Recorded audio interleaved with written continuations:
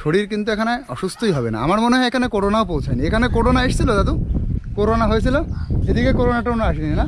এখানে আসবে কি করে? এই দ্বীপটা পুরো কিন্তু বিচ্ছিন্ন, মানে এদিকে মানুষজন অনেক দূর, এইদিকে হচ্ছে বাগান মতন, এই পাশে নদী, তা মানুষই এখানে আসে না, করোনাটাই আসবে কি করে?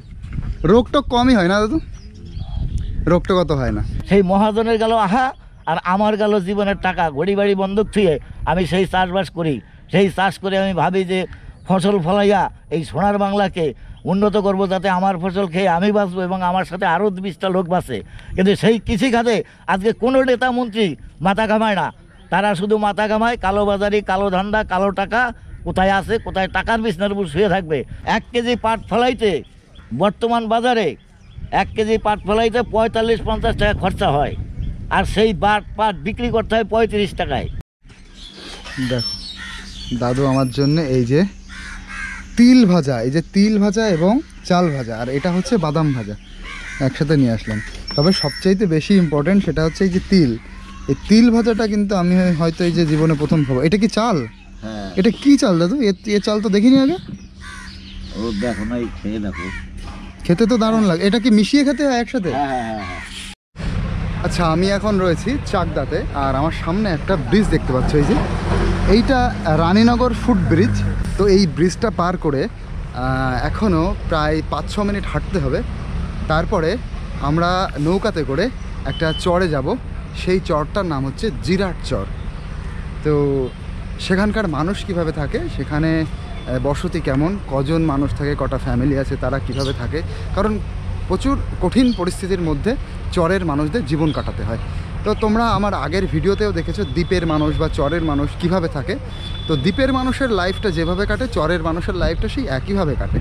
তো সেই তাদের জীবন যাপন, তারা কিভাবে থাকে, তাদের জীবন ধারণা সম্পূর্ণ দেখতে যাব। তো চলো বন্ধুরা, আমার এদিকে দেখো পাট জাগ দিচ্ছে। ও ভাই, বৃষ্টি যদি না হতো তাহলে পাট জাগ কোথায় দিতেন? ভীষণ চাপ হয়ে গেছে সবার, তাই না, এই বৃষ্টির জন্যে। কি হয়েছে জানো তো, এই বৃষ্টি নেই আমাদের এদিকে, আর এত পাট হয় আমাদের এদিকে। এবার সেই পাট চাষ না, জাগ দেওয়া ভীষণ অসুবিধা হয়ে গেছিল। সামনের বার থেকে বন্ধ হয়ে যাবে, মানে পাটের এদিকে দাম কম, তারপরে হচ্ছে কি বৃষ্টি হচ্ছে না, জাগ দেওয়ার সমস্যা। যদি বৃষ্টি না হতো তাহলে কি হতো আমি বলছি, শ্যালো মেশিন দিয়ে এই যে ছোট ছোট গর্তগুলো দেখতে পাচ্ছ, গর্তগুলো পূর্ণ করতে হতো। তারপরে ও এতে জল দিতে হবে। দেখো এতেও শ্যালো মেশিনে জল দিতে হবে। বৃষ্টি কিন্তু হয়েছে, অলরেডি হচ্ছে। ও আচ্ছা, মোটামুটি 1 মাস লাগে না আঁকা? 15 দিন লাগে, মানে 15 দিন মোটামুটি জলের মধ্যে পচিয়ে রাখতে হবে। তারপর এই জল কিন্তু 15 দিন থাকবে না, এই জল হয়তো 2 দিনের মধ্যে শুকিয়ে যাবে, তারপরে আবার মেশিনে করে জল দিতে হবে। তো এরকম হচ্ছে পরিস্থিতি। চলো এবার সামনের দিকে যাই। আস্তে আস্তে দেখো খুব সুন্দর একটা পরিবেশের মধ্যে পৌঁছে গেলাম।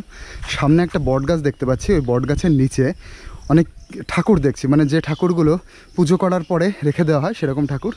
আর এখানে কিন্তু দেখছি এটা কি মন্দির, মনে হচ্ছে কালী ঠাকুরের মন্দির।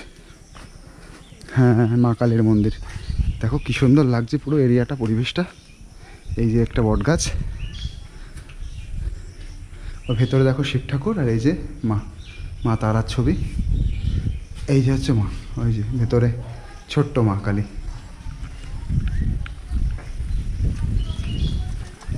চলো, পরিবেশটা কিন্তু খুবই সুন্দর দেখাচ্ছে, খুবই সুন্দর লাগছে। ওকে মা, ওই ঘাটটা কোন দিকে? সোজা না? কতটা হাঁটতে হবে এখনো? বেশি না, এই সোজা দিয়ে এদিকে যাবে, তারপর সামনেই। ও আচ্ছা আচ্ছা, ও আচ্ছা, এখানে এটা শ্মশান না? আচ্ছা, এখানে ওইদিকে পোড়ানো হয়, এটা শ্মশান। এখানে দেখো এই ঠাকুরের আকৃতিগুলো দেখো কিরকম, এটা অন্যরকম লাগছে। এখানে এসে মানুষ বসবে, ওইদিকে হচ্ছে শ্মশান। চলো তাহলে সামনের দিকে।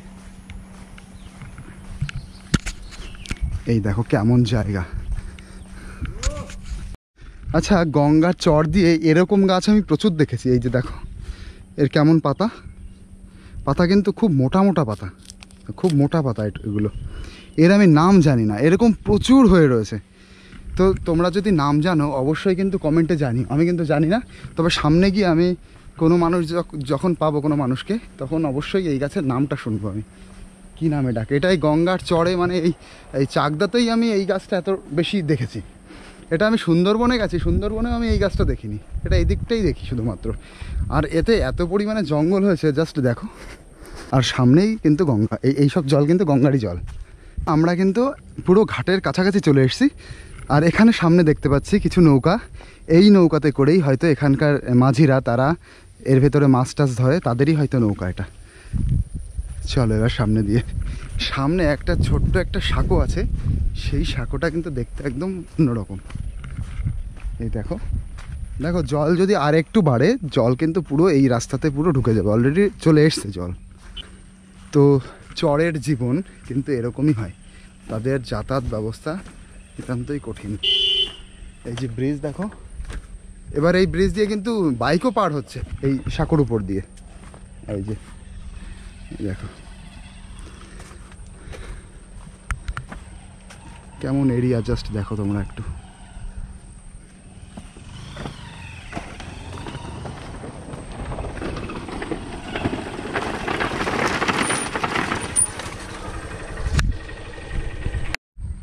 এই জায়গাটা জাস্ট ভিউটা দেখো, পুরো এরিয়াটার খুব সুন্দর লাগছে। কিন্তু দূরে কিছু নৌকা আছে, এই যে ব্রিজ, আর এদিকেও ওই দূরে কিছু নৌকা আছে। আর এবার আমাদের এই রাস্তা দিয়ে কিন্তু যেতে হবে। এই দেখো, এই ফিলিংসটা কিন্তু অনেকটাই সুন্দরবনের মতন। সুন্দরবনের ফিলিংসটাও কিন্তু এরকমই, নদী নালা কর্দমাক্ত রাস্তা এরকমই। এবার গঙ্গার যে চর, সেই চরগুলোর জীবনও একই রকম। তো এই যে এবার কিন্তু আমরা পুরো ঘাটে চলে এসেছি। এইটাই হচ্ছে ফেরিঘাট বা নৌকার ঘাট। ওই দিকটায় তো পুরো জল হয়ে গেছে, ওই দিকটায় আমি যেতেও পারবো না, তবে এইখান দিয়েই যেতে হবে, এটা দিয়ে দেখাতে হবে। এটাই নৌকা ঘাট না কাকা?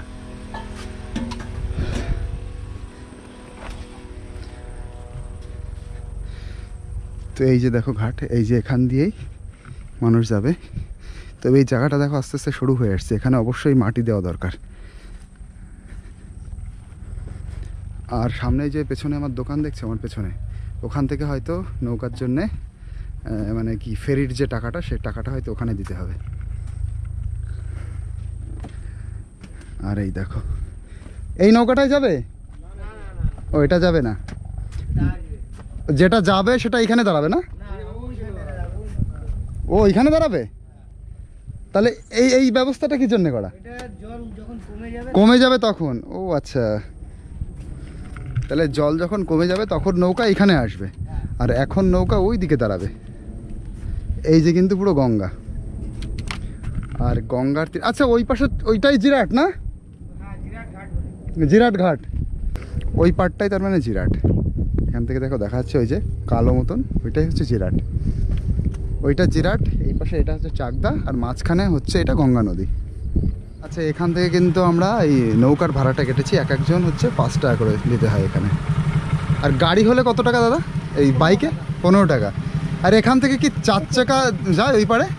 4 চাকা যায় না, 4 চাকা যায় না, শুধু বাইক। আমাদের নৌকাটা আসবে কিন্তু এখানে, এখান থেকে উঠতে হবে এই যে। আর যখন জল কম থাকে তখন ওইখানে যেতে হয়। এই দেখো এই চলে এসছে একসাথে, এই সব কিন্তু যাবে ওই পারে যাবে। আচ্ছা প্রথমে আমি বলেছিলাম যে এই সামনে এখানে নৌকাটা ভিড়বে, কিন্তু ভাটার কারণে এখানে নৌকাটা আসেনি। নৌকাটা ওই যে ব্রিজ মতন দেখতে পাচ্ছি আমরা, ওই সামনেই নৌকাটা গিয়ে ফিরেছে। আর এখানে না মোটামুটি আজ থেকে 3-4 দিন আগেই এখানে নাকি এই দোকান টোকান পুরো ডুবে গেছিলো, এই ভিতরে জল এসে গেছিলো। আর তখন নৌকা কিন্তু এখানে ভিড়তো না, তখন নৌকার সামনে ওইদিকে একটা বট গাছ আছে, বটতলা, নৌকা অত দূর চলে যেত, এই খাড়ি দিয়ে ভেতর দিয়ে নৌকা যেত, তাই তো দাদা? হ্যাঁ। আর এই দোকান টোকানের ভেতরে কিন্তু পুরো জল উঠে গেছিলো। আর এখানে এই যে মাস্টারমশাই আছেন, এই দিকেও কিছু মাস্টারমশাই আছেন, তারা হচ্ছে ওই পারে হচ্ছে চাকরি করেন, ওই পারে যাচ্ছেন। তো এইভাবেই কিন্তু তাদের জীবন চলে। এই প্রতিদিন এই নৌকাটা পার করতে হয়, নদী পার করতে হয় রোজ।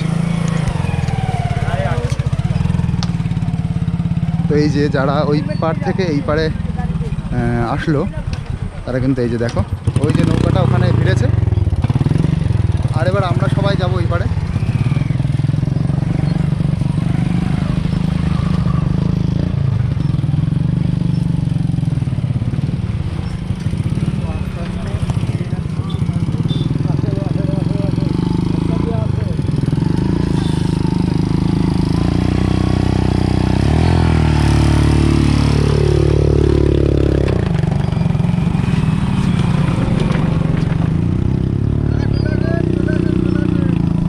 এইভাবে বাইকগুলো যায় প্রতিনিয়তই, কিন্তু এটা রিস্ক থাকে, একটা রিস্কের মধ্যে দিয়েই সবাইকে চলাচল করতে হয় এখানে।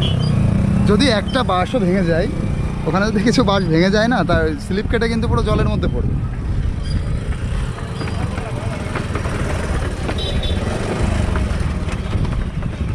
তো চরের জীবন কিন্তু এইভাবেই চলছে। এই যে এবার আমরা নৌকাতে চলে এলাম, এই গঙ্গা নদীর উপরে নৌকা। এবার আমরা ওই পারে যাব।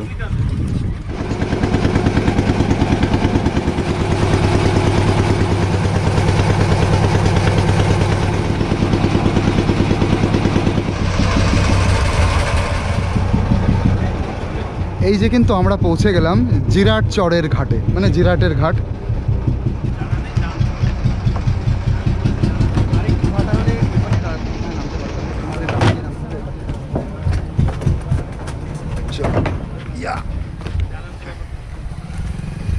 আর এই যে সব মানুষ কিন্তু এবার ওই পারে যাবে।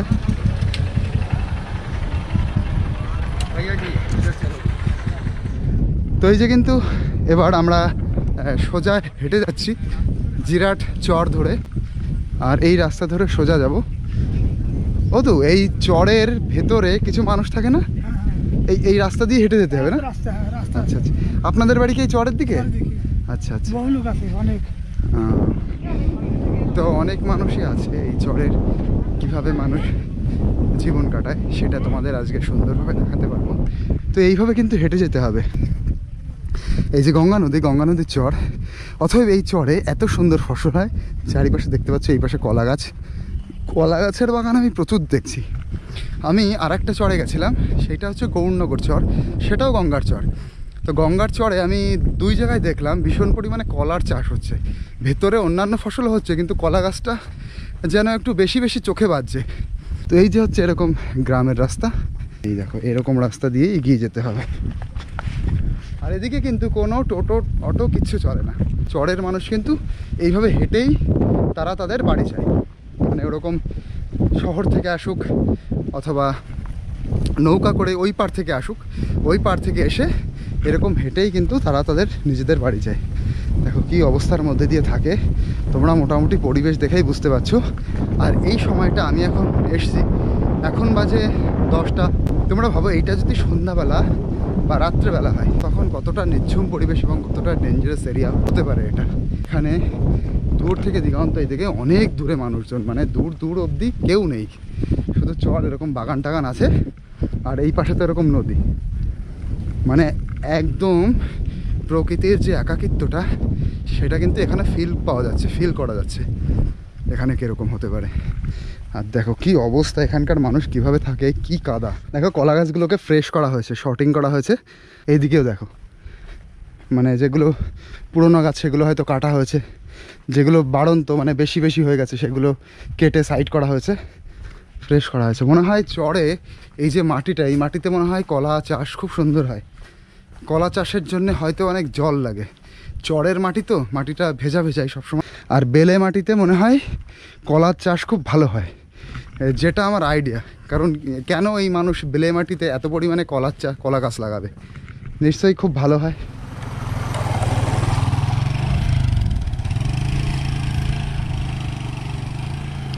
ওহো, এবার তো আমি কনফিউজে পড়ে গেলাম, এইদিকে যাব না এই দিক দিয়ে যাব। ও আচ্ছা, ওইটা ওই দিক দিয়ে বেরিয়েছে। ওকে, এই দিক দিয়ে কাদা, তো এটা এই দিক দিয়ে ঘুরে মেইন রাস্তায় আমরা পৌঁছাবো। আচ্ছা, আমি তো ভেবেছি এটা মানে ভেতরে কোনো গ্রামে চলে গেছে, তা না। আর দেখো আকাশটা, এই বর্ষাকালের আকাশ তো, আকাশটা এই দিকটা নীল, এদিকটা দেখো কি সুন্দর আকাশ, পুরো নীল। আর এই দিকটা আবার কিন্তু কালো মেঘ, যেখানে মেঘ সেখানে বৃষ্টি। তবে ওয়েদারটা মোটামুটি ভালো। তবে হাঁটতে হাঁটতেই সামনে আমি একটা বাড়ি দেখলাম, এবার একটু ভালো লাগছে যে মানুষের বসতি আমি খুঁজে পেয়েছি। তো এই দেখো টিনের বাড়ি, একদম পাটকাঠি দিয়ে ঘেরা হচ্ছে তাদের বেড়াটা। ওহো, এই বাড়িতে মনে হয় কেউ থাকে না। কি অবস্থা দেখো, বাড়িটা পুরো ভাঙাচোরা অবস্থায় রয়েছে। দেখি কলে যদি জল ওঠে তাহলে ভাববো থাকতেও পারে। এই কলে জল ওঠে এবং এইটাও পরিষ্কার দেখছি। এটা খুব পুরনো না, কিন্তু বাড়িতে তো দেখছি কোনো লোকজন নেই। দেখো না, এই বাড়িতে কেউ থাকে না, এটা 100% শিওর এই বাড়িতে থাকে না। কিন্তু এই কলটা ইউজ হয় এবং কলের নিচে একটা ব্রাশ রয়েছে, এটাও কোনো কারণে কেউ হয়তো ইউজ করে, নইলে এটা তো নোংরা হয়ে থাকতো। চল, একটা বাড়ি পেলাম, ভেবেছিলাম যে কিছু মানুষের সাথে কথা বলবো, কথা বললেন আমারও একটু ভালো লাগবে, আর তাদের এই ফাঁকা জায়গায় অন্য কেউ এসে যদি কথা বলে, একটু সঙ্গ দেয়, তাদেরও হয়তো একটু ভালো লাগবে। না, সামনে আরও কিছু বাড়ি দেখতে পেয়েছি। চলো, মনটা মোটামুটি ভালোই লাগছে। সামনে পরপর অনেকগুলো ঘর, এই যে একটা ঘর, ওই যে একটা ঘর। গঙ্গার চরের মানুষ কিভাবে আছে? অত ভালো আছেন? এই ছাগল সব আপনার না? কতগুলো পুষেছেন ছাগল? এই দুটোই। দুটোই? খাসি কতগুলো হয়েছে? খাসি একটা আর ওই ছোট একটা। ও, বাড়িতে কে কে আছেন দাদু? ছেলেমেয়েরা আছে বাড়ি? না, কাজে গেছে। ও তো এখানে মূলত আপনারা কি কাজ করেন? জমিতে, মাঠে। ও, পুরো মাঠের উপরেই নির্ভর? আচ্ছা দাদু, আর এই এই মানে কি বলে, নদীতে কি মাছ টাছ ধরা হয়? ধরে আমরা। আচ্ছা, আপনাদের নৌকা আছে? নৌকা না। নৌকা থাকলে ধরা যায় না? আর বড়শি পাতলে কি মাছ ওঠে দাদু? চিংড়ি মাছ পায়। বড়শিতে চিংড়ি মাছ পায়? ও আচ্ছা আচ্ছা। ও দুই, এইটা কিসের ঘর গো? এই যে এইটা পায়রা নাকি? ও আচ্ছা। দাদু মনে হচ্ছে একটু কুজোই হয়ে গেছে না দাদু? কতদিন হয়েছে এরকম? ও আচ্ছা আচ্ছা। আর এই ট্রাক্টরগুলো কোথায় যাচ্ছে? মাটি আনতে? পাট পাট। ও পাট কাটছে। পাট কাটছে, পাট আনতে যাচ্ছে না? মাঠে জল নাই তো, ওদের বড় ইসি আছে। ও, ওই নদীর এই এতে ডোবাচ্ছে। এই দেখো কি অবস্থা। বলছিলাম যে কোথাও জল নেই, জলের সমস্যা ভীষণ। এবার ওই নদীর সাইড দিয়ে যেগুলো খাল গেছে, খাল, সেই ছোট ছোট খাল, সেই খালের ভেতরেই পাট ডোবাচ্ছে। এই যে গাড়িটা গেল, মানে ট্রাকটা গেল, কিন্তু পাট আনতে যাচ্ছে, ওই দিকে পাট। ও তো আরেকটা জিনিস, এই যে আপনাদের যে এরিয়া, এ পুরো বালি মাটি না? বালি মাটি তো। এই বালি মাটিতে কি কলা চাষ ভালো হয়? হ্যাঁ, কলা গাছ তো প্রচুর দেখছি। পাট চাষ কি ভালো হয় এতে? পাট গাছ? হ্যাঁ, পাটও ভালো। পাটও ভালো হয়? ফসল যেটা বুনো ভালোই হয়। সব ফসলই ভালো হয় না? বলছিলাম না, গঙ্গার চরে সব ফসল খুব সুন্দর হয়, তাই তো? বাকলাই ফসল ভালো হয়, মানে সবজি সবজিও ভালো হয়। ও, অঘ্রাণ পৌষ মাসেতে শীতের সবজি, শীতকালে আসলে তো তাহলে খুব সুন্দর দেখা যাবে, প্রচুর সবজি চাষ হচ্ছে। আচ্ছা, এই দেখো দাদুর বাড়ি। দাদু, এই টোটালটা আপনাদের জমি তো? আচ্ছা, এই জমি তো পুরো ধরেন চর এরিয়া, এ তো কারোর নিজের জমি না। আপনারা কতদিন এখানে বসবাস করছেন? ধরো 20-25 হবে। 20 বছর হয়ে গেছে? ও আচ্ছা আচ্ছা। চলো ভেতর থেকে একটু ঘুরে আসি। নাতি পাগল? পাগল মানে ওর ব্রেনে কাজ করে না? ও আচ্ছা, ওই যে শুয়ে আছে। ও আচ্ছা, অসুবিধা আছে। আর বাড়িতে কে কে আছে দাদু? বাড়িতে আমার বউ আছে, ওই জন্মেছে হুয়া। ও, শুয়ে রয়েছে। আচ্ছা, শুয়াটাকে হুয়া বলে? আচ্ছা, ভাষাটা কি একটু আলাদা নাকি দাদু? আমরা বাংলা মানুষ তো। মানে তোমরা, সরি, আপনারা কোন জায়গার মানুষ দাদু? আপনারা? আমরা ওই বাংলাদেশের। বাংলাদেশের তো মানে কোন জায়গার? বাংলাদেশের? 10-12 বছর দূর গাইছে। আমার ছেলে হয়েছে 20-22 বছর হয়েছে। ও, আপনি পরে এসছেন? আচ্ছা, চলো দেখি এবার ঘরের ভেতরের দিকে যাই, বাড়িটার ভেতরে। বাড়িতে টিভি আছে না? কারেন্ট কতদিন এসছে দাদু? কারেন্টও মেলা দিন হয়, ওই 25-30 মানুষের জায়গা সরকারে বসাইছে পরে কারেন্ট দিচ্ছে। ও, যখন থেকে মানুষ মোটামুটি বসেছে তারপরেই কারেন্ট চলে এসছে। আচ্ছা আচ্ছা, কারেন্ট অনেক দিনই হয়েছে মোটামুটি। এই দেখো, এই ছেলেটার কথা দাদু বলছিল। এই ছেলেটার, ওর ব্রেনে হয়তো একটু সমস্যা আছে, শুয়ে রয়েছে। যাই হোক, ওকে আমি ডিস্টার্ব করবো না এখন। আর এইখানে কি বাদাম চাষ হয় নাকি খুব? এই দেখো বাদাম নেড়েছে। বাদাম কোথায় হয়? এই বালি মাটিতে? এখানে সব কিছুই ভালো হয় না বাদাম। ওই যে কিন্তু দাউদের হচ্ছে রান্নাঘর। এই দেখো, ও তো ভেতরে কোনো রান্নাঘর নেই, একটাই রান্নাঘর। ও ওই ও আচ্ছা আচ্ছা, এইটাও রান্নাঘর। এই যে দেখো রান্নাঘর। আর এই যে হচ্ছে ঠাকুমা শুয়ে আছেন, থাকুক, আমি কাউকে ডিস্টার্ব করবো না। এখানে দেখো বাচ্চারা পড়াশুনো করে, ওখানে বই রয়েছে, এখানে ওনারা থাকে। এই যে পুরো কিন্তু এটা শোয়ার জায়গা। দাদু রাত্রে এখানেই থাকেন? এখানেই থাকেন? এত সুন্দর জায়গায় এসি মানে এসি গরমের জন্য বাইরে পরিবেশটা করা, মানে এসির থেকেও খুব সুন্দর জায়গা। এই যে বাইরে না কত সুন্দর হাওয়া আসছে, পুরো গঙ্গার হাওয়া, ক্লিন পরিষ্কার হাওয়া পুরো। এখানে দেখো কি সুন্দর পরিবেশ। মানে শুধু আর্থিক অবস্থায় খুবই দুর্বল দাদুরা, এই জন্যই সমস্যা। কিন্তু এখানে যে প্রাকৃতিক পরিবেশ এবং থাকার জন্যে, হেলথের জন্যে এতটা ভালো জায়গা, শরীর কিন্তু এখানে অসুস্থই হবে না। আমার মনে হয় এখানে করোনাও পৌঁছায়নি। এখানে করোনা এসেছিলো দাদু? করোনা হয়েছিল? এদিকে করোনা টোনা আসেনি না? এখানে আসবে কি করে? এই দ্বীপটা পুরো কিন্তু বিচ্ছিন্ন, মানে এদিকে মানুষজন অনেক দূর, এইদিকে হচ্ছে বাগান মতন, এই পাশে নদী, তাই মানুষই এখানে আসে না। করোনাটাই আসবে কি করে? রোগটোক কমই হয় না দাদু? রোগটোক অত হয় না। আচ্ছা রাত বেরাত যদি শরীর খারাপ হয়, কোনো কিছু বিপদ আপদে পড়েন, তখন তো সমস্যা, অত অনেক দূর যেতে হবে। জিরাট হাসপাতাল তো অনেক দূর, ওই জায়গায় যাইতে হবে। আর দাদু ধরেন রাত্রে আপনারা মোটামুটি 8টা-9টার সময় বাড়ি ফিরলেন, তো এত দূর হেঁটে আসতে হবে, ভয় লাগে না? এই নদীর পাশ দিয়ে অভ্যাস হয়ে গেছে না? ভয় নেই, এমনি আর কোনো সমস্যা নেই? আচ্ছা, ঝড় বৃষ্টি হলে জল কেঁদে হাঁটতে একটু, ঝড় বৃষ্টি হলে, হ্যাঁ। ঝড়ে কি ভীষণ অসুবিধা হয়েছিল আমফান টামফানের সময়? ভীষণ অসুবিধা হয়নি? মানে সুন্দরবনে যে লেভেলের ক্ষতি হয়েছে এই বড় বড় ঝড়ে, আমফান হোক, ইয়ার ঝড় হোক, এই দিকে অতটা ক্ষতি হয়নি? অতটা হয়নি, অল্প স্বল্প হয়েছে। দাদু শরীর ভালো আছে? হাই প্রেশার নেই তো? হাই প্রেশার নেই? দেখো এরকম বয়সের মানুষ এখনো হাই প্রেশার নেই, তার মানে কিন্তু দাদু ভেতর থেকে মোটামুটি ফিটই আছেন, কিন্তু ওই মাজাটা শুধু কুজো হয়ে গেছে। জ্বরে কাহিল হয়ে গেছে। জ্বর কবে এসেছিল?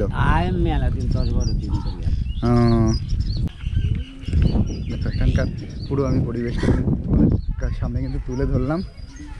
দেখো সামনে আরও এরকম বাড়ি আছে। এই যে সামনে এক কাকাকে দেখতে পাচ্ছি। কাকা ভালো আছেন? এই যে আপনারা কেমন আছেন কি আছেন তাই দেখতে এসেছি। যা ও কান্না করছে। আপনার এখানে কজন ফ্যামিলি আছেন? এই আশপাশ দিয়ে কজন ফ্যামিলি আছেন এই চরে? 60-70টা ফ্যামিলি আছে, তার মানে মোটামুটি ভালোই আছে। ও আচ্ছা আচ্ছা কাকা, আপনারা তো এখানে এসছেন মোটামুটি কত বছর হয়েছে? 7-8 বছর হয়েছে। ও, আপনারা আগে কোথায় ছিলেন? আমি এইখানে ছিলাম, এই খয়রামারি। খয়রামারি? আচ্ছা আচ্ছা, এইটার তো জিরাট চর, আর খয়রামারিটা কোথায়? খয়রামারিটা এটা খয়রামারি, এটা খয়রামারি। আর জিরাট? এইটাই তো জিরাট চর। এটা জিরাট চর। জিরাট চর, এটাই জিরাট চর। হ্যাঁ, খয়রামারির উপরে। হ্যাঁ আচ্ছা, আপনি কোন জায়গার মানুষ? আপনার বাড়ি কোনটা? হ্যাঁ, আমি তো এইখানে থাকি, বাড়িতে এটাই। বাড়ি এটাই? তা আপনার বাড়ি কোনটা? আপনি এরকম কনফিউজ কেন? হ্যাঁ, মানে আপনি ঠিকঠাক করে বলতে পারছেন না? ভাই নাই আমি। আচ্ছা যাই হোক, উনি একদম ওনার উত্তরেই উনি ক্লিয়ার না। ঠাকুমা ভালো আছেন? রান্না হচ্ছে নাকি? ও আচ্ছা, এই বাচ্চাটা কান্না করছে, ওর মা এই যে, না দেখো মার কত ডিউটি। কি রান্না হচ্ছে? এই যে হচ্ছে রান্নাঘর, দেখো। আচ্ছা মাছ কিনে আনা হয়েছে না গঙ্গার মাছ? ও, এই গঙ্গাতে ধরে না মাছ? দেখো ছিপ দিয়ে বাঁধলে কি মাছ টাছ বাঁধে না? আমি ভাবছি এরকম পাশে নদী রয়েছে, আমার যদি বাড়ি এরকম জায়গায় হতো আমি তো মাছ ধরতাম। মাছ কি নেই বেশি? ওই পাড়ার লোক বলছে মাছ নেই নাকি, বেশি নেই। আস্তে আস্তে এই গাছগুলো দেখলাম, এই গাছের নাম কি ঠাকুমা? এই যে ঘাস, কি ঘাস জানি, মানে গঙ্গার তো চর দিয়ে এই ঘাস বেশি, এর কি কোনো নাম আছে? কি ঘাস? জল ঘাস। মানে জলের পাশে হয় তাই আমরা জল ঘাস বলছে। জল ঘাস অ্যাকচুয়ালি নাম না, ওর একটা নাম আছে, আমি এখনো জানতে পারিনি। তো দেখো এইখানে কতগুলো গরু বাড়ি? এই দুটোই? হ্যাঁ, 4টে গরু। 4টেতেই দুধ দেয়? 4টেই দুধ হয়? বাহ, তাহলে দিনে ক লিটার দুধ হয় 4টে মিলে একসাথে? না, কয় লিটার হয় ঠাকুমা? 15 লিটার তো হবেই। হ্যাঁ, 15 লিটার হয় না? আমি কইতে পারবো না। ও আপনাদের গরু তো? বারবেটার গরু। ও আচ্ছা, আমি একটা জিনিস ভালো বুঝলাম, এই বাড়ি এসে কোনো উত্তর কংক্রিট না, সব অর্ধেক অর্ধেক উত্তর। গরুতে কতটুকু দুধ হয় তারাও নিজেদের বাড়ির গরু তাও জানে না ঠিক করে। যাই হোক, তো দেখো বলতে বলতে বৃষ্টি চলে এসছে, ক্যামেরা এবার ভিজে যাবে। দেখো পুরো বৃষ্টির মধ্যে কিন্তু আমি এবার পড়ে গেছি। এবার ছাতা বের করতে হবে আবার। দাঁড়াও, আগে গাছের নিচে দাঁড়াই। ও এই যে 4টে গরু, বা 4টে গরু। আমার যা মনে হচ্ছে 4টে গরু মিলে দিনে দুবার মিলে তো 15 লিটারের বেশি হয়, সকালে আর বিকাল মিলে। সকালেই আমার মনে হয় সকালেই যা দুধ হয় তা মনে হয় 4টে মিলে 15 লিটার। আমি ভুল বলেছি, তার অনেক বেশি হয়। গরু দেখলে তো বোঝা যায়, আমিও তো গ্রামের মানুষ। দেখো বলতে বলতে বৃষ্টি চলে এসছে, বৃষ্টির মধ্যে আমি পুরো দাঁড়িয়ে পড়েছি। বৃষ্টির মধ্যে দিয়েই হাঁটতে হচ্ছে আমার।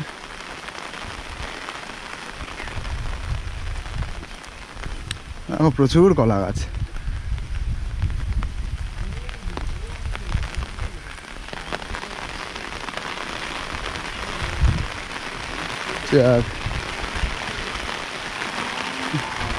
কাকা ভালো আছেন? বৃষ্টির মধ্যে ফেসে গেছি আপনাদের এখানে এসে। হ্যাঁ ঠিক আছে। ভালো আছেন? কি রান্না হচ্ছে?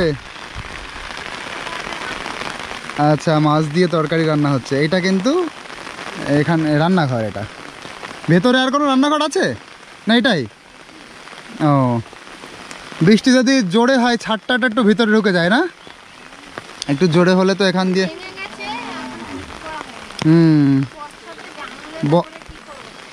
বর্ষার জন্যই ঠিক করা হয়নি না? আপনার বাড়ি কোথায় ছিল বিয়ের আগে? মানে বাপের বাড়ি কোথায়? পারুলিয়া বাজার। সেটা কোন দিকে? নবদ্বীপের লাইনে। আচ্ছা আচ্ছা, এখানে আসার পরে আপনার ভালো লাগে এই চড়ে? জোর করে ভালো লাগাতে হয়। আচ্ছা, আপনাদের ওইদিকে লোকালয় পুরো মানে প্রচুর মানুষজন, কিন্তু এখানে তো পুরো ফাঁকা।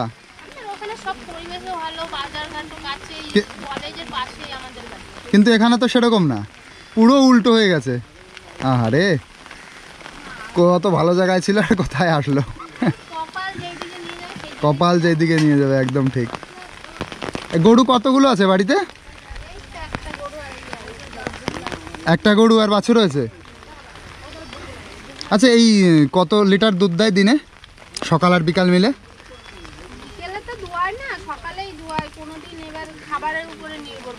মোটামুটি একটা আইডিয়া, 4 কিলো 5 কিলো, তাই তো? আর ওই যে ওই বাড়ি যে 4টে গরু আছে, ওদের কিরকম হয়? ওরা তো বলতেই পারলো না।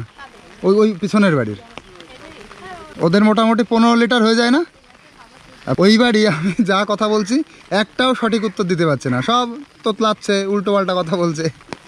ওই যে আপনি যার সাথে কথা বললেন না, ওনার তো ওটা বাড়ি নয়, ওনার বাড়ি হচ্ছে উনি ওই বাড়িরই মানে ছেলে, কিন্তু বলে কি হবে। ও আচ্ছা, উনি ওই বাড়ির। এই বাড়িতে আর লোক নেই, হ্যাঁ হ্যাঁ হ্যাঁ। ওনার ভাই দাদা হয়, কাকা হয়। ও আচ্ছা আচ্ছা আচ্ছা। উনি কি করে উত্তর দেবে? ও, ওনার মাথায় অসুবিধা আছে। উনি পাগল। আরে, ওই যার সাথে আমি কথা বলছিলাম, উনি কাউকে ভালো মতন উত্তর দিতে পারে না। ওহো, লোকে আমাদেরকে দেখলেই উল্টোপাল্টা কথা বলে। তাই? আচ্ছা বন্ধুরা, তাহলে আমি সবার সামনে সবার কাছে আমি ক্ষমা চাচ্ছি। আমি তো বুঝতে পারিনি, সেই জন্য আমি তার সাথে সেইভাবে ট্রিট করতেও পারিনি। ট্রিট করা আমার ভুল হয়েছে। আচ্ছা, তুমি পড়াশুনো করো তো? কোন স্কুলে পড়াশুনো করো? এই তো জিরাট। এখান থেকে কত দূর? অনেকটাই দূর। এই সাইকেলে যাও নাকি? সাইকেলে যাও। কোন ক্লাসে পড়ো এখন? 9-এ? বাহ, তাহলে তো বড় হয়ে গেছে অনেক। 9-এ পড়ো, তার মানে সামনে মাধ্যমিক। তোমাদের সময় কি মাধ্যমিক উঠে যাবে না থাকবে? কি বলছে এখন? শুনছি তো উঠে যাবে, এবার কি হবে আমি বুঝতে পারছি না। ও আচ্ছা আচ্ছা, উঠে যাবে। আমি ওই শুনছি।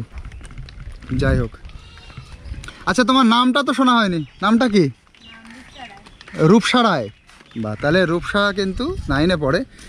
তো মাধ্যমিক থাকবে কি না থাকবে সেও এখনও ততটা জানে না, তবে সেও শুনেছে মাধ্যমিক নাকি উঠে যাবে।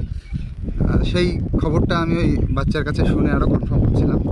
তো চলো, আবার আমি নদীর সাইডে দেখো চলে এসেছি।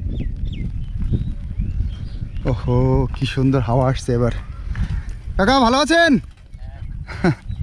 গরুর জন্য ঘাস নিয়ে যাচ্ছে, ওই যে।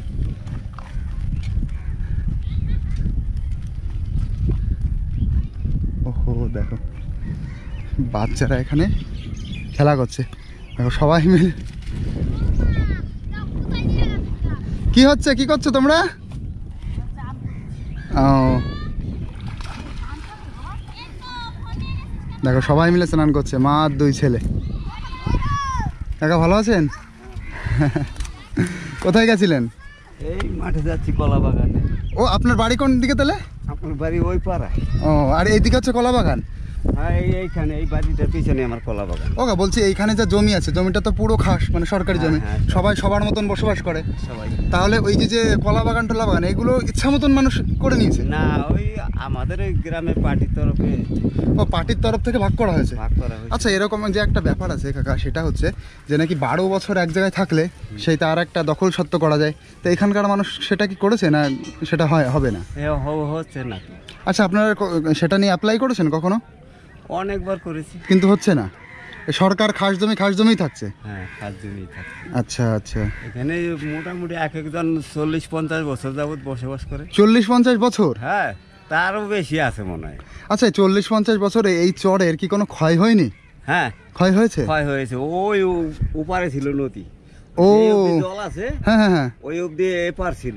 ও ভাঙতে ভাঙতে চলে এসছে? ভাঙতে ভাঙতে মানে আমরা যে নদীর ওই পারটা দেখছি, ওই পারটা সরু ছিল, তার ওই পাশে নদী ছিল? তার ওই পাশে নদী ছিল। আহা, তার মানে ওই পার গড়েছে আর এই পার ভেঙেছে। ওই যে এই পার বলে ভেঙেছে। এক পার গড়ে আর এক পার ভাঙে, নদীর একুল গড়ে। এখনো এই পারেই ভাঙে, এখন এই পারই ভাঙছে না? এই পারেই ভাঙছে। আর ওই পার তাহলে পলি জমছে ওই পারে? ওই পারে পলি জমছে। তার মানে জলের পরিমাণটা কিন্তু বাড়ছে না, নদী ভাঙছে, ভেঙে বড় হচ্ছে, ছোট জল হচ্ছে। এই বছর তো জল হয়নি, না জল হলেই আবার ভাঙবে। আবার ভাঙতো শুনছি তো, এই বছর জল হয়নি আর পাটের খুব সমস্যা হচ্ছে, পাট জাগ দিতে। হ্যাঁ, পাট জাগ দিতে সমস্যা। বুঝতে পারছি। আমাদের ধরেন ওখানে ওই রানীনগর মৌজা, গৌরনগর মৌজা, দুটো মৌজাই গঙ্গায় ভেঙে চলে গেছে। রানীনগর মৌজা পুরো গঙ্গায় ভেঙে চলে গেছে? হ্যাঁ, পুরোটাই ভেঙে গেছে। তাহলে সে সামান্য একটু আছে, আর গৌরনগরটা টোটালি ভেঙে গেছে। গৌরনগর মৌজাটা, কিন্তু গৌরনগরে চর আছে, গৌরনগর চর, গৌরনগর স্কুল টিস্কুল আছে তো? গৌরনগরটা মিলন আমাদের খয়রামারি চরের মধ্যে যতটা গৌরনগর ছিল, আচ্ছা ও ততটা নেই, ততটা সবই ভেঙে গেছে। চরে দেখছি ওই যে ওই পাশে যে ঘাসগুলো না, ওই ঘাসগুলোকে কি ঘাস বলে, কি বলে ওইগুলোকে, নাম কি? ও কাশ ফুল যেগুলো হয় না, ওইগুলো কি কাশ বাগানো? নল গাছও আছে, নলও আছে, কাশ বাগানও আছে। ও ওই মোটা মোটা পাতা, এরকম চওড়া পাতা, আর পাতাগুলো পুরু পুরু, ওগুলো নল গাছ। নল গাছ। ও আবার কাশ গাছও আছে, কাশ বাগান। গাছও আছে। ও চলেন তাহলে। ওই ফুলগুলো ওই ভাদ্র মাসে, ওই যে যখন দুর্গা পূজা হবে না, তার আগে আগে ওই ফুলগুলো হয়। ও কাশ ফুল তাহলে, কাশ আর নল। আচ্ছা আচ্ছা, তাহলে কাশ ফুল গাছে চিনতে পারিনি যা। ওকে, এইখানে কি এই নদীতে মাছ টাছ নেই? হ্যাঁ হ্যাঁ, লোকে কেউ মাছ ধরে না, সবাই বলছে ধরে তো, এই বাড়িতেই ধরে। এই বাড়ি মাছ ধরে? নৌকা আছে এই বাড়ির? হ্যাঁ, নৌকা আছে? ওই ছোট ছোট। ও ছোট নৌকা।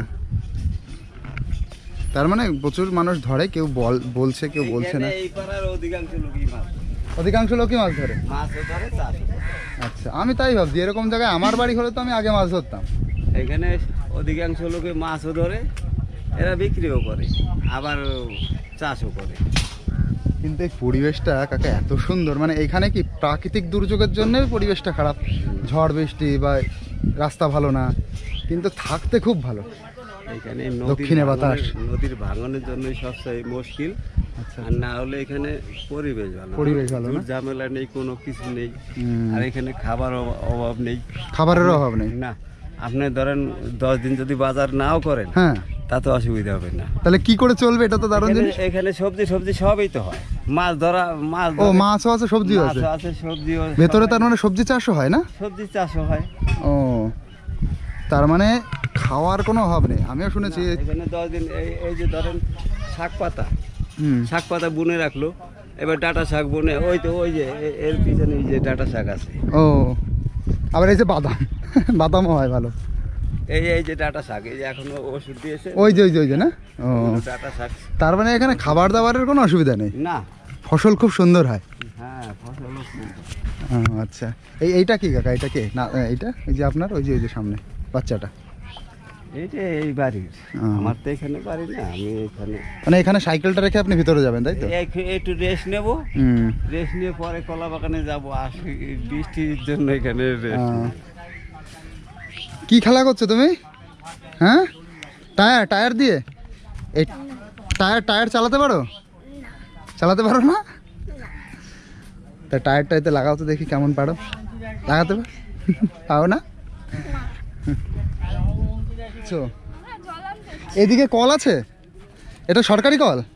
কবে দিয়েছে? আমি জানি না, আমাদের বাড়ি এখানে না, আমি বেড়াতে এসেছি। বেড়াতে এসছো? আচ্ছা, এখানে সরকারি কল কবে দিয়েছে তুমি বলো? আমি বলতে পারি। তুমিও জানো না? ওই যে যা, কাকিমাকে জিজ্ঞেস করো। ওই কাকিমা জানে? আমি কিছু জানি না বাবা, ওরা শিল্পী মাল। ওরা সব জানে, কাকিমা কিছু জানে না। আচ্ছা দাদু, আপনার নাম কি? আমার নাম নির্মল মণ্ডল। এবার আমি এই দাদুর কাছ থেকে তার সম্পূর্ণ, এখানে তিনি 50 বছর ধরে আছেন, তার সম্পূর্ণ এখানকার অভিজ্ঞতা এবং তার যে আক্ষেপ এখানে কি নেই বা কি কি হলে উনি সন্তুষ্ট হবেন সেটা আমরা এবার সম্পূর্ণ জানবো। ছাতাটাকে মেলবো, বৃষ্টি তো পড়ছে। ভালো হয়, ভালো মেললে ভালো হয় না? হ্যাঁ, শরীর খারাপ হওয়ার চান্স থাকে তো এই ঝিরঝিরিতে। তাহলে ছাতাটা মেলি, উপরেই ছাতাটা দিই। চলো দাদু, বলেন মোটামুটি কেমন আছেন? মোটামুটি ঠাকুর রাখছে ভালো, কিন্তু একটাই আমাদের ভবিষ্যৎ চিন্তা, এখন বেকার হয়ে গেছি, কাজকর্ম করতে পারি না। তাই ছেলে মেয়ে কলির যুগের হাবভাব তো বোঝে নেই। তবে আমাদের যদি সরকারি সুযোগ সুবিধা, আমরা তো সাধারণ মানুষ, আমাদের জায়গা নাই, জমি নাই, খেটে খাই, জন কিষাণ খেটেই খাই।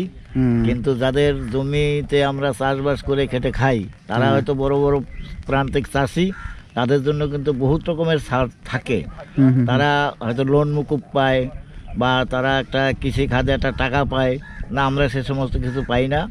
তবে আমার একটাই দুঃখ, এই সরকারের কাছে, পশ্চিমবাংলার সরকার এবং কেন্দ্র সরকারের কাছে একটাই দাবি, আজকে 50 বছর যাবত এই খাদ্য জমিতে বসবাস করি, কিন্তু আমাদের জমির জন্য পাট্টা আমরা 2-3 বার জমা দিয়েছি, আমাদের সেই পাট্টা হয় নাই এবং যাও দু একটা হয়েছে তা ভুয়া বলে গণ্য হয়েছে। এবং আমাদের এখন কেন্দ্র এবং রাজ্যের কাছে আমাদের একটাই দাবি যে আমরা যে 50 বছর জায়গায় যে বসবাস করি, আমাদের অন্তত পাট্টার জন্য একটু বাড়ির জায়গা একটু করে দেব। তার কারণ তা না হলে আমরা ইনলা আবাসনের ঘরটাও পাচ্ছি না এবং আমাদের দিচ্ছে না।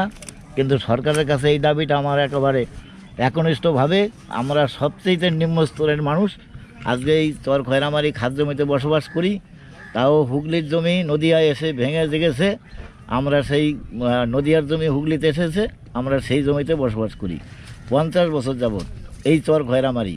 কিন্তু এত বিভিন্ন জায়গায় দেখা যায় যে রেল লাইন দপ্তরে যারা থাকে, রেলের কাছে, তাদের পুণ্যবসতি দিয়ে ছড়ায় দেয়।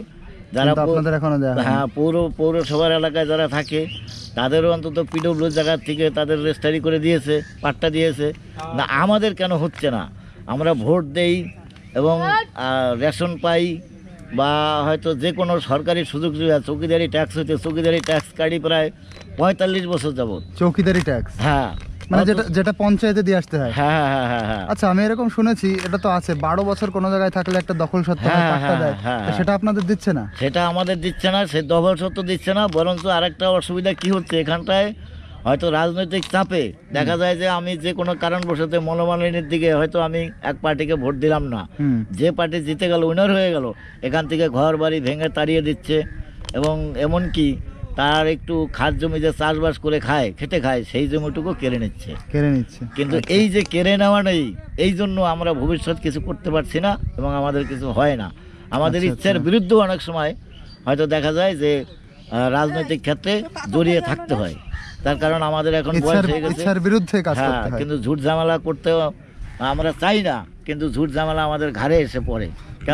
তাহলে তোমরা সবাই ভালো করে বুঝলে, এখানকার মানুষের মূল যে অসুবিধা, প্রাকৃতিক বিভিন্ন অসুবিধা আছে, রাস্তা নেই অসুবিধা আছে, তার চাইতেও বড় অসুবিধা, ওনরা এখানে 50 বছর ধরে বসবাস করছে, কিন্তু তাদের জমির পাট্টা হচ্ছে না, দখল সত্ত্ব হচ্ছে না। এটা তো ভারতের আমি নিয়মে কোথাও দেখেছিলাম বা পড়েছিলাম এরকম, যে 12 বছর কোথাও থাকলে তার একটা দখল সত্ত্ব দেওয়া হয় বা পাট্টার জন্য পঞ্চায়েতে, তারপর চৌকিদারি ট্যাক্স কেটে আসছেন ওনারা 45 বছর ধরে। এবার সেই ট্যাক্সের ওই কাগজগুলো দেখালেও তো কিছু একটা উপায় হওয়া উচিত, কিন্তু তাও হচ্ছে না। আর একটা ব্যাপার, এই নদীটা আগের কাকার কাছে শুনলাম নদীটা আরও ওই দিকে ছিল, এইদিকে আরো চর ছিল, ওনারা ভাঙতে ভাঙতে এইদিকে চলে আসছে। হ্যাঁ মানে এই জায়গাটা ছিল নদীয়ার ভেতরে, ভাঙতে ভাঙতে এইদিকে হুগলির ভেতরে চলে আসছে। হ্যাঁ হ্যাঁ হ্যাঁ 50 বছর ধরে তাহলে কতবার সরতে হয়েছে? আমাদের অন্তত 4 বার বাড়িটা ভাঙা হয়েছে, 4 বার ভাঙা হয়েছে। 4 বার ভাঙা হয়েছে। এবার একটা তাও জিনিস, টিকে রয়েছি, কিন্তু রাস্তা নাই, ঘাট নাই। এমনকি যাদের রেকর্ডের সম্পত্তির উপর দিয়ে উঠতে হয় সেই জায়গাটা তারা কাটা দিয়ে দেয়। তারা অসুবিধা যখনই দেখে, জল বৃষ্টি হয়, তখন সে জায়গা দিয়ে আমাদের দেখা যায় যে গামছা পরে গঙ্গার ভিতর দিয়ে সাঁতরিয়ে দিয়ে উঠতে হয় ওই ডাঙ্গাপাড়ার রাস্তায়। কেন এত অসুবিধা হয়? দেখা যায় যে পার্টির কারণ, হয়তো যারা আমরা যাকে ভোট দিয়েছি তারা বিভিন্ন পার্টি এবং ক্ষমতায় এসে গেছে, তারা বলছে যে আমাদের এই রাস্তা দিয়ে হাঁটতে পারবি না। এমনকি আমাদের এই বিদ্যুৎ আনার সময় আমাদের এই পোলগুলো সেই গাড়িতে করে নামিয়ে দেয় নাই, আমরা নিজেরা ঘাড়ে করে এই পোল এই 1.5 মাইল কাঁধে করে নিয়ে আসছি। এই পোল আপনারা ঘাড়ে করে নিয়ে আসছেন? ঘাড়ে করে নিয়ে আসছি, গাড়ি নামতে দেয় নাই। আমার এখান থেকে গাড়ি নামবে না, মানে পার্টির জন্য শুধু? পার্টির জন্য শুধু। এটা কিন্তু খুব নোংরামি। কিছু ভোটের জন্য, পার্টির জন্য কিছু মানুষের কষ্ট হচ্ছে, তারা এইভাবে কষ্ট করে রয়েছে, সেইটা দেখা হচ্ছে না, পার্টির লাভটাই দেখা হচ্ছে। এইটা কিন্তু খুব খারাপ জিনিস। যে পার্টিরই হোক সে নিঃসন্দেহে সে কিন্তু খারাপ করেছে। আমি কিন্তু জানিও না এখানে কোন পার্টি আছে কি আছে, আমি কিচ্ছু জানি না, কিন্তু এটা সত্যি তো অনুচিত। মানুষগুলোর উপরে অন্যায় করা হচ্ছে। দেখতে হবে তারা এতদিন ধরে আছে, এত কষ্ট করে আছে, তারা তাদের ক্ষেত মজুরি করে খায়। ওই যে এদিকে যে কলা গাছ টাছ আছে বা এখানে যে খাস জমিতে চাষ করে তারা খায়, লেবারের কাজ করে খায়, মানে জোন দিয়ে খায়। হ্যাঁ, তো এই মানুষগুলোর সাথে কিন্তু এরকম অন্যায় করা উচিতই না। কারণ যারা অন্যায় করছে তারা কিন্তু সমাজের উপর স্তরের মানুষ, মানে তাদের কাছে অর্থ আছে, টাকা আছে, সমাজে নাম আছে, আর এনাদের কাছে কিন্তু কিচ্ছু নেই। তা তাদের সাথে আমরা কেন অপরাধ করব? এত কষ্টের মধ্যে যারা থাকে এইভাবে, আরও তাদের সুবিধা করে দেওয়া উচিত, সবভাবে তারা যেন সুবিধা পায়। কারণ তারা হচ্ছে সরকারকে ভোট দিচ্ছে, তারা ভোট দিচ্ছে, তোমাকে জেতাচ্ছে, আর তুমি যদি তাদেরকে না দেখো সেটা তো খুবই কষ্টের। তো ওনরা কিন্তু রেশন পাচ্ছে, সরকারকে ভোট দিচ্ছে, কিন্তু সরকার কিছু কিছু জিনিস এখনও অবহেলায় রেখেছে। আর আমার যে মনে হয় এই যে বিদ্যুৎটা এসছে, বিদ্যুৎটা এখন তো সরকারের সাথে আবার কোম্পানির বড় একটা অংশীদারি চলে এসছে, ওই জন্য মনে হয় বিদ্যুৎটা এসছে। বিদ্যুৎ যদি পুরোপুরি সরকারের থাকতো বিদ্যুৎও আসতো না। কারণ বিদ্যুৎ খরচ করলে একটা ভালো ইনকাম হবে কোম্পানির, তার সাথে সরকারও জড়িয়ে আছে। যাই হোক, তো এখানে মোটামুটি কেমন আসে বিদ্যুতের ইউনিট? আপনাদের 75 ইউনিটের কি নিচে থাকে বিদ্যুৎ? 75 ইউনিটের নিচে থাকলে এখনও কিন্তু ফ্রি আছে। আমি কালকে একজন অফিসারের সাথে কথা বললাম, উনি বিদ্যুৎ বিভাগে চাকরি করেন। বিদ্যুৎ সম্বন্ধে আমি অত ওয়াকিবহাল না যদিও, তবে বিল কেমন আসে তাই বলেন? 75 ইউনিট যদিও ছাড় থাকে, তবে আমাদের এখানে আমরা হয়তো দুটো একটা পাখা, দু ঘরে দুটো পাখা চালাই, দুটো লাইট জ্বালাই এবং বরঞ্চ একটা টিভি চালাই। তাতে মোটামুটি দেখা যায় 3 মাস অন্তর 1000-1200 বিল এসে যায়। এইবার এখানে আপনাদের এখানে 75 ইউনিটের নিচে আসছে ফ্রি, এরকম হয়েছে? এখানে আমাদের এরিয়াতে হয়েছে, হ্যাঁ এরকম হয়েছে, শুনেছি এরকম হয়েছে যে কারো বিল আসেইনি, 4 টাকা 5 টাকা আসে, হ্যাঁ, কারো হয়তো আসে না, এরকম হয়েছে। কিন্তু আমাদের এখানে যদ্দূর যা সাব মিটার বসানো আছে, এই সাব মিটার অনুসারে আমরা যে কয়েকজনে মিটার নিয়েছি, কিন্তু আমাদের সেই অনুসারে মিটার অনুসারে আমাদের খুবই পয়সাটা বেশি লাগে, কিন্তু তবু আমরা দিচ্ছি। তার কারণ এখন ছেলেপেলে মোবাইল ব্যবহার করে, চার্জ লাগে, ফোনা লাগে, দোকান লাগে, টিভি ছাড়া চলে না। এক, দ্বিতীয় কথা হয়েছে আমার সবচেয়ে কেন্দ্র সরকার এবং রাজ্য সরকারের কাছে আমার একটাই দাবি। আমার প্রায় 70 বছর বয়স হয়ে গেল, কিন্তু এতদিন চর খয়রামারি বসবাস করে, হয়তো বামফ্রন্টের আমল থেকে, সিদ্ধার্থ সংঘের আমল থেকে ভোট দিয়ে এসে এই পর্যন্ত এখন তৈরি আমরা সরকারের একটা অধিপতি হতে পারলাম না। কেবল হয়েছে কীরকম, ভোটার কার্ড এবং রেশন কার্ড, আধার কার্ডও তো আছে, আধার কার্ড হয়েছে, এইগুলো হয়েছে, কিন্তু জমির দলিল, আমাদের জমির দলিল বা একটা পাট্টা বা 50 বছর লোকটা বসবাস করে, তার জন্য 2 কাঠা জমি হয়তো রেজিস্ট্রি পাট্টা দিয়ে দেবো, একটা ইন্দিরা বাসানের ঘর। কিন্তু এমন লোক আছে যে ফ্যামিলির মধ্যে 2-3টা ঘর পেয়ে গেছে, তারা ছেলে রয়ে গেছে, বাবার সম্পত্তি আছে, এই তোর নামে 2 কাঠা রেজিস্ট্রি করে নিয়ে ঘর দে, টাকা দে, এইরকম নিয়ে গেছে। মানে যাদের যেখানে তেল আছে সে জায়গায় সরকার তেল দিচ্ছে, কিন্তু না তেলা মাথায় কোনো ব্যক্তি তেল দিচ্ছে না। আজকে আমি নেতা মন্ত্রীদের বলবো, তারা সোনা খেয়ে, রূপা খেয়ে এবং এই খেয়ে কিন্তু বাঁচতে পারবে না। আমার মতো কিছু যদি চার্জ না করে তাহলে এরা কি খেয়ে বাঁচবে? তাহলে এদের খেতে দেওয়া উচিত না। আজকে আমি যদি রাজনীতিতে পার্লামেন্টে থাকতাম, আমি সত্যিকারই কথাই আন্দোলন নিয়ে চালতাম যে চাষি ভাই তোরা কেউ ডবল চাষ করবি না, যার যেটুকু লাগবে সেইটুকু চাষ করবি, বাইরে তোর বললো বিক্রি করবি না। কেননা আমাদের দিক কেউ চায় না, কীটনাশকের দাম বাড়িয়েছে, সারের দাম বাড়িয়েছে, তাহলে আমরা কী দিয়ে চাষ করে কী দিয়ে ফসল ফলাইয়ে ওদের খাওয়াবো, ওদের বাঁচাবো। আজকে এই একটা জিনিস ভাবতে হবে যে কৃষিখাতে যারা নাকি সুযোগ সুবিধা পায় তারা হচ্ছে জমিদার, তারা বিশাল বিশাল জমিদার, তাদের 25 বিঘা 50 বিঘা 30 বিঘা 40 বিঘা জমি আছে, কিন্তু সেই জমি আমি হয়তো 10,000 12,000 15,000 টাকা খাজনা দিয়া 1 বিঘা জমি চাষ করি, যদি আমার ফসলটা নষ্ট হয়ে যায়, কিন্তু সেই মহাজনের গেল আহা আর আমার গেল জীবনের টাকা, ঘড়ি বাড়ি বন্ধক থুয়ে আমি সেই চাষবাস করি, সেই চাষ করে আমি ভাবি যে ফসল ফলাইয়া এই সোনার বাংলাকে উন্নত করব, যাতে আমার ফসল খেয়ে আমি বাঁচবো এবং আমার সাথে আরও 20টা লোক বাঁচে। কিন্তু সেই কৃষিখাতে আজকে কোনো নেতা মন্ত্রী মাথা ঘামায় না, তারা শুধু মাথা ঘামায় কালোবাজারি, কালো ধান্দা, কালো টাকা কোথায় আছে, কোথায় টাকার বিছনার উপর শুয়ে থাকবে, কিন্তু এই সমস্ত খাতে ভর্তুকি দেবে না।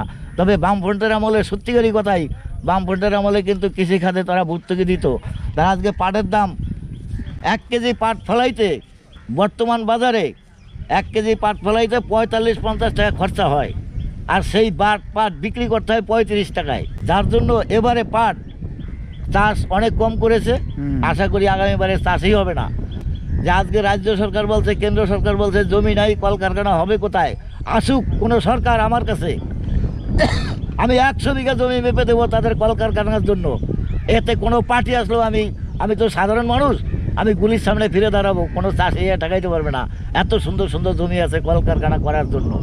আসুক, তারা যদি আসে আমাদের একটু চলার মতো ব্যবস্থা হবে। আমরা চাকরিও চাই না, বাকরিও চাই না, কিচ্ছু চাই না, শুধু আমাদের একটু চলার মতো রাস্তাঘাটটা হবে, একটু চলতে পারবো, হয়তো কিষাণ গেলে একটু দূরে কিষাণ গেলে বাড়িতে ঘুরে আসতে পারবো। এটাই আমার দাবি সরকারের কাছে, যে আমরা হচ্ছি এই ভারতবর্ষের মেরুদণ্ড চাষি। আমরা যদি চাষ না করি কোনো নেতাবর্গ কেউ প্রাণে বাঁচবে না যদি আমাদের ফসল না খেতে পারে। সোনা খাইয়া মানুষ বাঁচে না, টাকা খাইয়া মানুষ বাঁচে না, রূপা খাইয়া মানুষ বাঁচে না, তাতে বাজেট করে কোনো লাভ নেই। তো আমরা কিন্তু মোটামুটি যে ওনার কত আক্ষেপ আছে, ওনার কত কষ্ট আছে বিভিন্নভাবে, বিভিন্ন রকম কষ্ট, তো তোমরা সবাই দেখছো, তোমরা সবাই কমেন্ট করে জানিও কাকার আক্ষেপের যে কারণগুলো, সেটা কিন্তু একদম বাস্তব এবং সত্য। আমি তো ওই দিক থেকে হেঁটে হেঁটে আসছি, এই এলাকাটা আমি কিন্তু খুব সুন্দরভাবে তোমাদেরকে মোটামুটি ঘুরে দেখিয়েছি। তো এরিয়াটা যেমন যতটা কষ্টের মানুষ থাকে এখানে, সেটা সম্পূর্ণ আরও সুন্দরভাবে কিন্তু তুলে ধরলেন। আর এখানে কি কি হলে ভালো হয় সেটাও কিন্তু সেইভাবে তিনি তুলে ধরলেন। আর সবচেয়ে বড় সমস্যা, এত দিন ধরে বসবাস করার পরেও তাদের একটু জমি নিজের আন্ডারে নেই, নিজের দখলে নেই, না তাদের কোনো জমির দলিল নেই, কাগজ নেই, সেটা সবচেয়ে বড় সমস্যা। কারণ সেই কাগজটা থাকলে এই যে আবাস যোজনায় যে ঘরগুলো পাচ্ছে, সেই ঘরগুলো কিন্তু তারা পেত, এই ঘরগুলোও পাচ্ছে না এত কষ্টের মধ্যে থেকেও। যারা বাস্তবে এত কষ্টের মধ্যে নেই তারা ঘর পাচ্ছে, আর ওনারা বেশি কষ্টের মধ্যে থেকেও ঘর পাচ্ছে না। এটা একটা বড় সমস্যা। তো এইটা কিন্তু ব্যাপার যে মানুষ কত কষ্টে থাকে সেটা তোমরা দেখছো। এবার আমি আর দাদু ওনার বাড়িতে যাচ্ছি, তো চলো সেখানে গিয়ে আরও কিছু কথা হবে ধরার জন্য। তো এইগুলো হ্যাঁ, এই নদীতে মাছ কেমন পাওয়া যায় মোটামুটি? মাছ মোটামুটি হয়। এখন তো মাছ ধরো বিভিন্ন রকমের ভাবে মারে, তার থেকে সবচেয়ে একটা বড় খারাপ জিনিস হচ্ছে ওষুধ দেওয়া। এই গঙ্গায় ওষুধ দেওয়াটা সরকার যদি ফিরাতে পারতো। ওষুধ মানে কারা ওষুধ দিচ্ছে? মানে এমন একটা কেমিক্যাল জাতীয় দেয় যার জন্য মাছ মরে যায় এবং ড্যাঙ্গায় উঠে পড়ে। আচ্ছা, কেমিক্যালটা কারা দেয়? কেমিক্যালটা দেয় কিছু কিছু জেলে আছে, বট জেলে, তারা।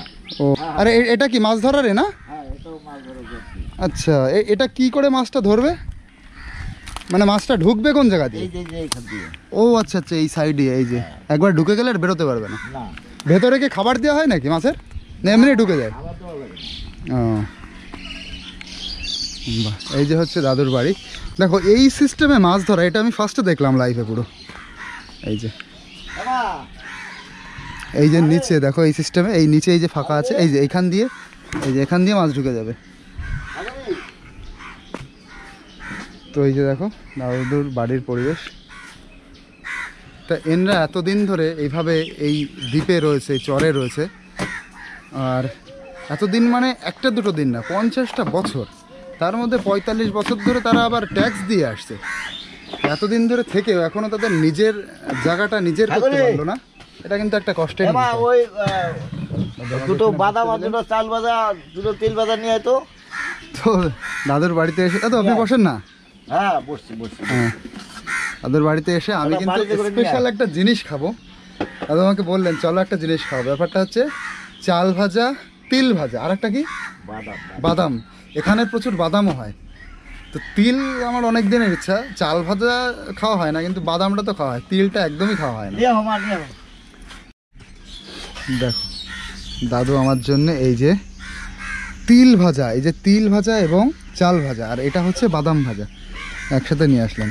তবে সবচাইতে বেশি ইম্পর্টেন্ট সেটা হচ্ছে এই যে তিল, এই তিল ভাজাটা কিন্তু আমি হয়তো এই যে জীবনে প্রথম খাবো। এটা কি চাল? হ্যাঁ এটা কি চাল দাদু? এ চাল তো দেখিনি আগে। ও দেখো না, এই খেয়ে দেখো। খেতে তো দারুণ লাগে। এটা কি মিশিয়ে খেতে হয় একসাথে? হ্যাঁ হ্যাঁ হ্যাঁ। ও এই চাল ভাজা তিল ভাজাটা একসাথে মিশিয়ে খেতে হয়। আচ্ছা,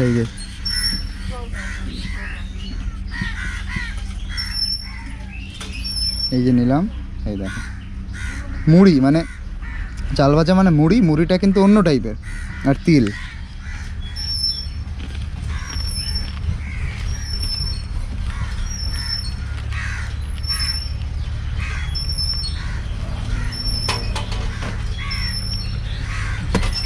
আচ্ছা, এর ভিতরে লবণও দেওয়া হয়েছে না একটু? হ্যাঁ সুপার টেস্ট, সুপার টেস্ট। ওটা হচ্ছে বাদাম। আরো আরো সরু হতো না। আপনি খান, আপনি খান। না আমার দাঁত আছে নাকি? ধুর। ওহো, তাই তো আমার একটা ভুল হয়ে গেছে। আমার দাঁত আছে নাকি? দেখো দাদুকে অনেক অনেক, দাদু আর বসতে হবে না, আর বসতে হবে না, অত খাটতে হবে না, অত কষ্ট করতে হবে না, আমি যেটা খাবো আমি বেছে নেবো। আচ্ছা আচ্ছা, ঠিক আছে ঠিক আছে। তো আমি আর দাদু এখানে বসে বসে ওই তিল খেলাম, তিল আর হচ্ছে চাল ভাজা, আর বাদামও কিছু ছিল তার সাথে, বাদাম এখনো অনেক রয়েছে। এই যে দুজনে বসে আছি, তো বেশ সুন্দর একটা সময় কাটলো। আর এই যে একটা ঘর, এটা হচ্ছে দাদুদের ঘর, ওই পাশে আর একটা ঘর। এই যে হচ্ছে টোটাল বাড়ির পরিবেশ। দেখি দাদু একটু এদিকে ঘুরে দেখি।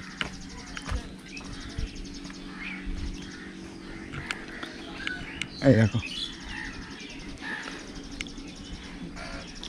দাদু, বাড়িতে মোটামুটি আপনি, আপনার ছেলে, বৌমা, হ্যাঁ আমার স্ত্রী আছে, ও নাতি আচ্ছা, আছে। নাতি আছে, নাতি নাতনি, ছেলে, বৌমা, আর হচ্ছে দাদু ঠাকুমা, এই কয়জন। দেখো সাদা ফুল হয়েছে প্রচুর। আর সবার বাড়ি দেখছি এদিকে পাটকাঠির বাড়ি, কিন্তু উপরে টিন আর হচ্ছে পাটকাঠির বেড়া। এই দেখো এই যে সিস্টেমে মাছ ধরা হয়, দেখো এই সিস্টেমটা কিন্তু দারুণ সিস্টেম। এর ভিতরে একবার মাছ ঢুকে গেলে আর বেরোতে পারবে না।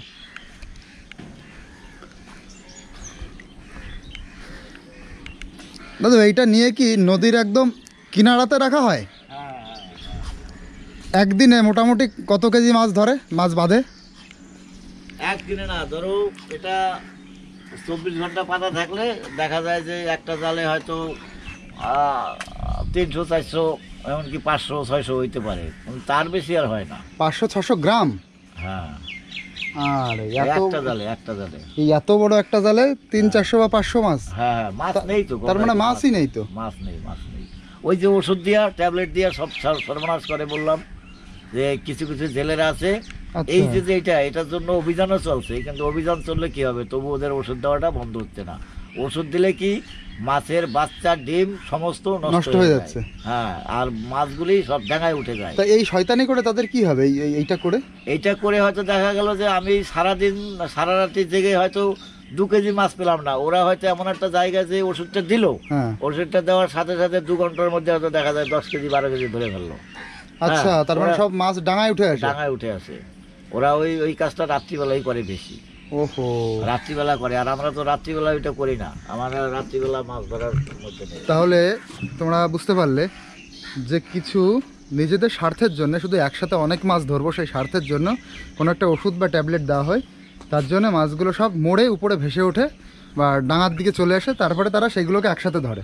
আর এর জন্য কি হয়, মাছের ডিম যে ফুটে নতুন বাচ্চা বেরোবে, ডিম ফোটাটাই বন্ধ হয়ে যাচ্ছে, ডিমটাই নষ্ট হয়ে যাচ্ছে। মূল 3টে চাওয়া, সেটা হচ্ছে এখানে হাজার হাজার বিঘে, হাজার হাজার না, শ বিঘে, হাজারেই হবে, হাজার হাজার বিঘে পুরো পড়ে রয়েছে।